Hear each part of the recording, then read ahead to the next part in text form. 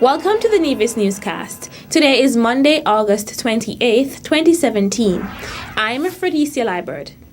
The Department of Education hosted its annual back-to-school exercise under the theme, Investing in Quality Education, Empowering the Nation. Delivering remarks at the week-long workshop was Principal Education Officer in the Department of Education, Palsy Wilkin.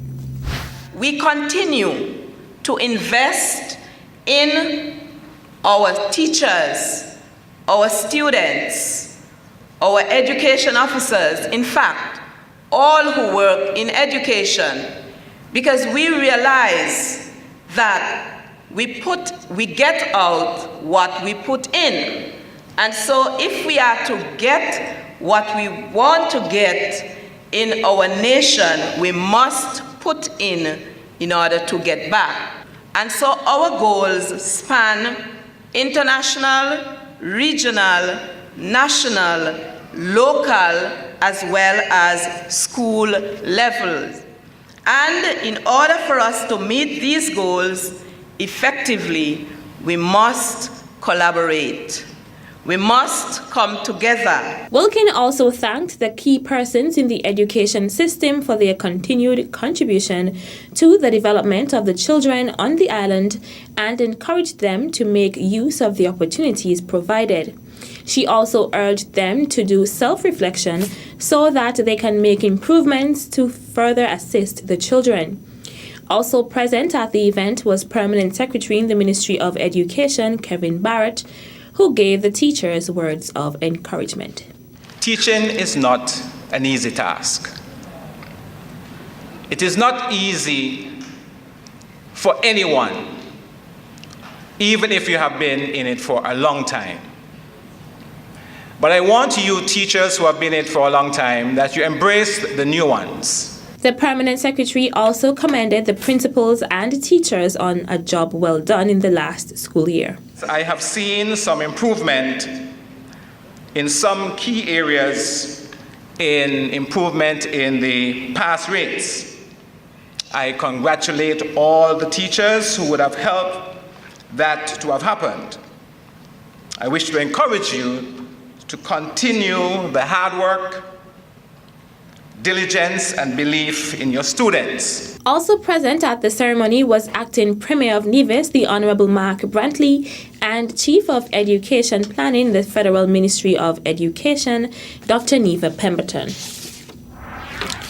The Nevis Tourism Authority, NTA, is currently preparing for the tourism season in November and will also strive to make Nevis an all-year-round tourism destination, so says Chief Executive Officer of the Nevis Tourism Authority, Greg Phillip.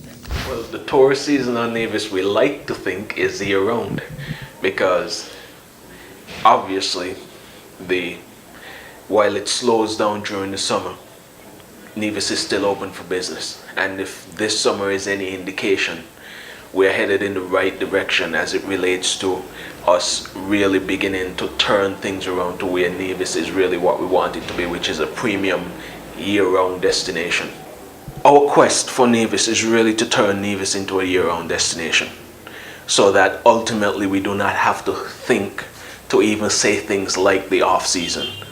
We really and truly want Nevis to become a place where people are here year-round as visitors.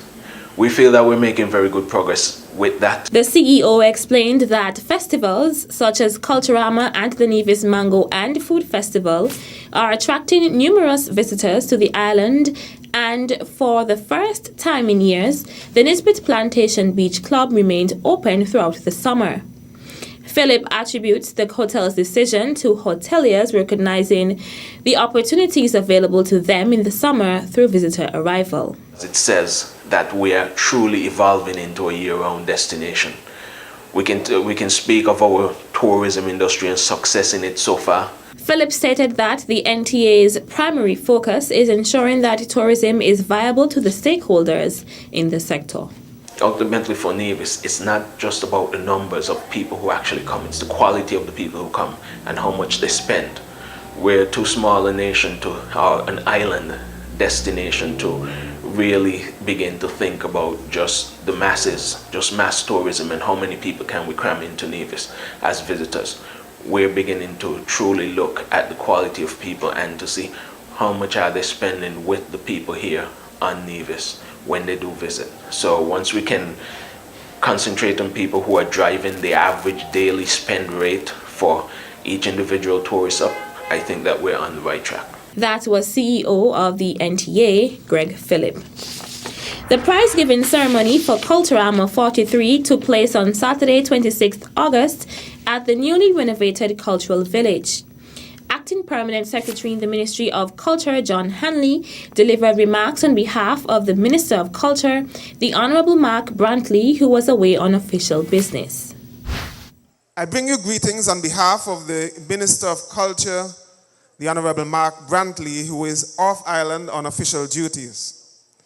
He has asked me to convey his deep appreciation and that of the entire Culturama Secretariat and the Steering Committee to the patrons, various stakeholders, sponsors, contestants, media, cleaners, security, and anyone else who played a pivotal role in the success of Culturama 43. Kudos to Antonio Abernathy-Liebert and his entire team who worked tirelessly to make Culturama 43 the outstanding success that it was. Chairperson of the KAISO Committee, Keith Glasgow, and members of the committee presented the participants of the Mr. and Miss Talented Youth, the Junior KAISO Competition, Senior KAISO Competition, Miss Culture Pageant, Miss Swimwear Competition, Soca Monarch Competition, Road March and Parade of Troop, as well as the other competitions for Culturama 43 with their participation trophies as well as other prizes. The chairperson of the ceremony was Marketing Chairperson for Culturama 43, Huey Sargent. Preparations are underway for Culturama 44, which will take place from July 26th through to August 7th, 2018. Still to come, 2 Nevisians received scholarship to study at UTech in Jamaica. The details when we return. This one is going out to the land of my birth, Queen City, Nevis.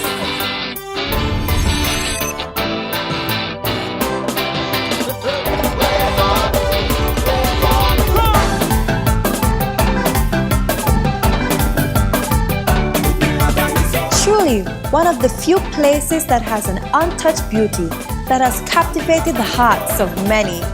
Nevis is everything you imagine.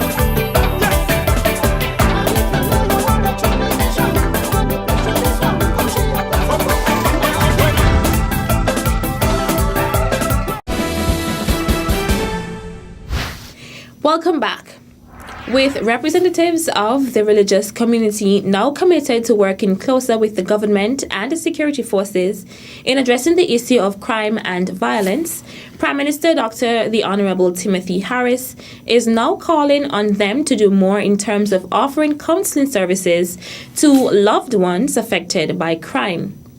Prime Minister Harris issued this call during a recent meeting where members of the St. Kitts Christian Council, the St. Kitts Evangelical Association, and the Nevis Evangelical Association met with delegates of the national security apparatus, including National Security Advisor Major General Stuart Saunders, Commander of the St. Kitts and Nevis Defence Force Lieutenant Colonel Patrick Wallace, Deputy Commissioner of Police Hilroy Brandy, and Commanding Officer of the Coast Guard Unit Major Anthony Comrie.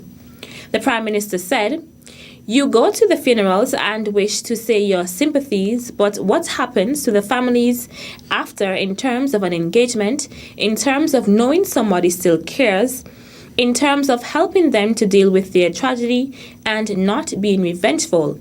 I think this is something the church leadership, because they are in each of these communities, can be sensitive to, and perhaps there are others, if not the pastors themselves, who could begin that reach out. Prime Minister Harris noted that this is one of the main concerns raised by citizens and residents during the social intervention programs being coordinated by the Ministry of National Security throughout the communities in St. Kitts and Nevis. In response to the Prime Minister's call, Pastor Benjamin Brown of the Keon Church of God said churches typically reach out and offer this type of assistance to their members affected by crime and violence. However, he acknowledged that the time has come for them to broaden their response. The government of St. Kitts and Nevis, through the Ministry of Education and the Nevis Island Administration, along with support from the Caribbean Development Bank, has arranged for 2 persons to undertake bachelor degree training at the University of Technology in Jamaica. The 2 candidates, in the persons of Joseph Williams and Kurt Franklin, traveled to Jamaica late last week to undergo their studies. Williams spoke about his area of study at UTech and his intentions upon completion of his 4-year course. I'll be pursuing the area of industrial technology and construction technology as well. Basically, to give back to my country, I believe it's something I treasured from coming up from my tender age. I'm a student that loves to use my hands, so I'm more active. Basically, I'm trying to, as I say, give back to the students and then basically come back and teach and give back to the students of the island of St. Kitts and Nevis. Franklin also spoke about what he hopes to achieve. The course is really a bachelor's in education in mechanical engineering technology. So what I'll learn about the educational part and also learn about my field part, which is mechanical technology, which deals with welding, learn about different machines, learn about metal and how it works and the history and so forth of metal and mechanical technology. I hope to graduate with honors, knowledge, a lot of knowledge, so when I come back to Nevis to serve my 5-year period and more, because it's not just for the 5 years, I plan to impart my knowledge onto the students, and so I would be better equipped to teach them, and also, I'll learn myself from them and help them to get a better education doing my subject area, which is mechanical technology. The 2 candidates received full scholarships for the 4-year period at the University of Technology in Jamaica, and their studies began today, Monday, August 28th, 2017. The government of St. Kitts and Nevis, in conjunction with the Caribbean Development Bank, CDB, launched the Technical and Vocational Education and Training TVET Enhancement Project in July of 2016. The aim of the project is to support the policy and institutional reforms for a demand-driven, integrated TVET system, including support services for at-risk learners. It is premised on the policy goal of ensuring that citizens acquire knowledge, competences, and values needed for self-fulfillment, enterprise and workforce development, and lifelong learning. That's it for this edition of the Nevis Newscast. On behalf of all of us here at the Department of Information, I'm Fredicia Liebert. Thank you for viewing.